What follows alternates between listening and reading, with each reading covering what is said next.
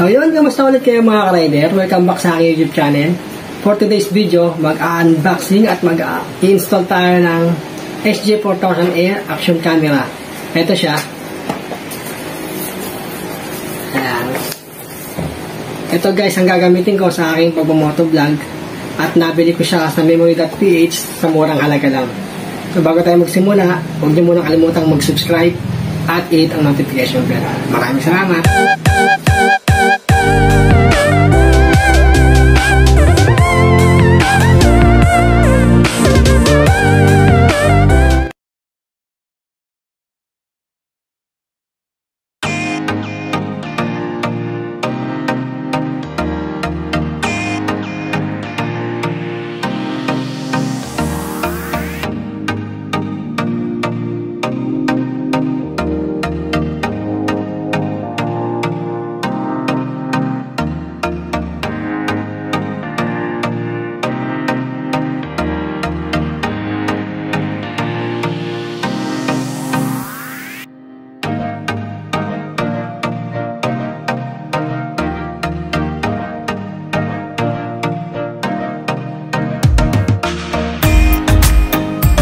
Okay mga ka-rider, bumili din pala ako ng Telecentric mount. Dalawang tuyo battery, dual battery charger, at 64GB na memory card.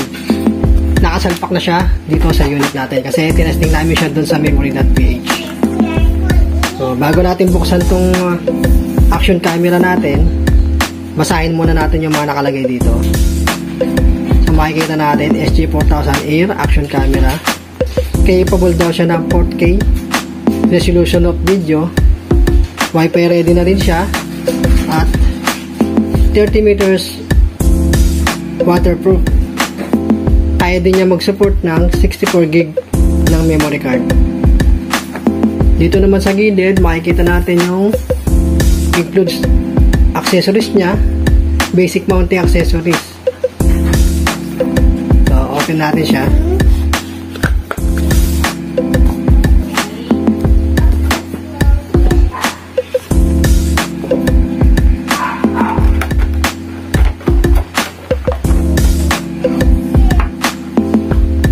Ito yung unit.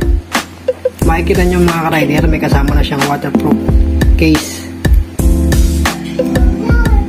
Lagay muna natin siya dito sa tabi. Tingnan naman natin itong mga accessories na kasama niya.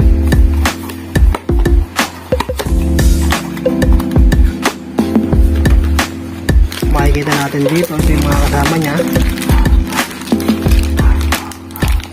2.0 cable,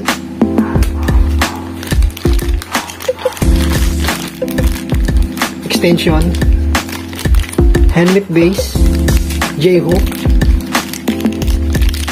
isa pang extension, at saka adapter. Ito namang Telecentric mount. Pag in-open natin siya, may kasama na rin siyang J-hook. Mamaya gagamitin natin niya, ikakabit natin siya sa helmet. Ito pa yung mga kasama niya, dalawang sticker at siyempre yung manual. Okay, tabi muna natin itong mga to.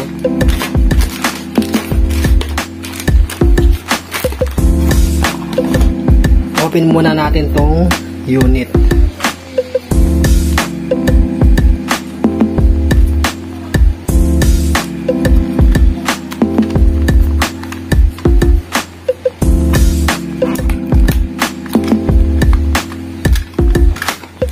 Okay mga ka-rider, ito yung unit. Ito yung power nya o mode button. Ito naman yung lens nya, 170 wide angle. Dito sa taas, nandito naman yung shutter nya. Ito yung light indicator.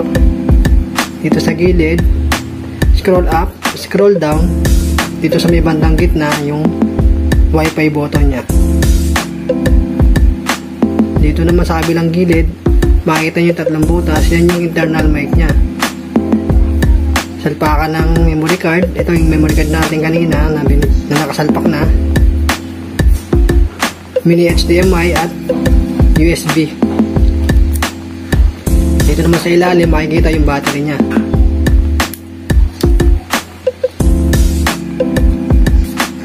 Itong stock na battery niya, kaya lang daw ito tumagal ng 30 minutes kasi makikita nyo 900 mAh lang siya. Kaya bumili ako ng dalawang extra tuyo battery. Ito ay kaya daw tumagal ng 2.5 oras. Okay. Buksan natin yung camera natin.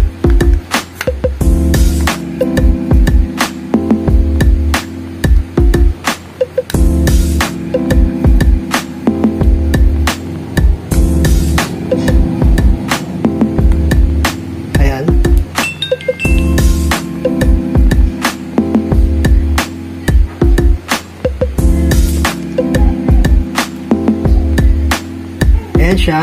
Kayo na lang mag-set up kung anong gusto nyo yung resolution ng video or camera. Tara, isalpak natin siya sa helmet. Sa pagsalpak niya sa helmet, kailangan lang natin ng full face. Kahit anong helmet, basta full face. Telesin mount. At itong extension. Tapos, itong J-hook na kasama dito sa telesin mount, ito na rin yung gagamitin natin para mas fix siya dito.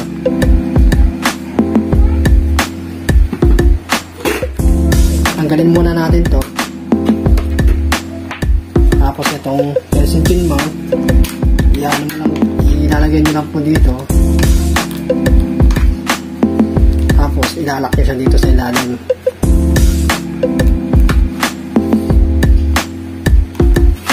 So ayan mga ka-rider, na ilagay ko na yung telesin mount. Ikipit naman ulit natin ito ngayon.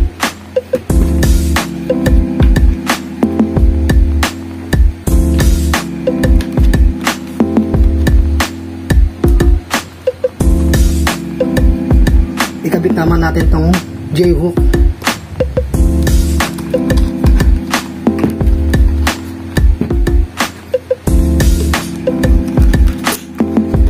Yan.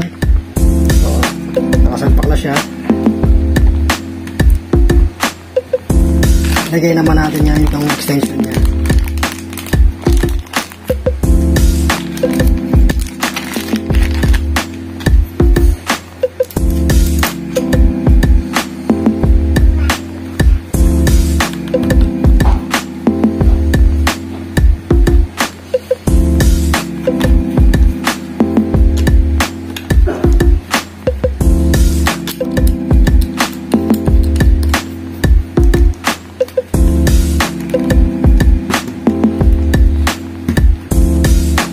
Yan, tanggalin naman natin ito.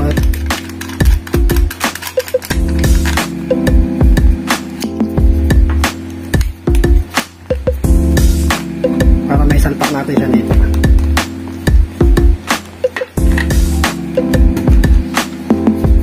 Lagay na pala natin yung camera.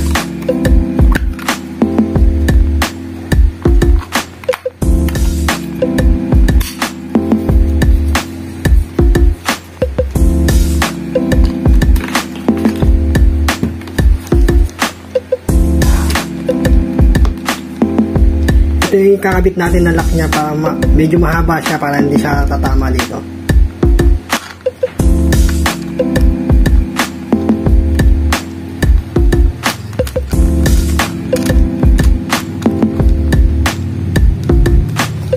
Okay.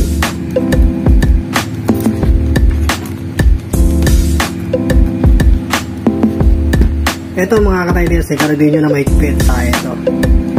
Para sigurado tayo na hindi mo nalaglag yung camera natin.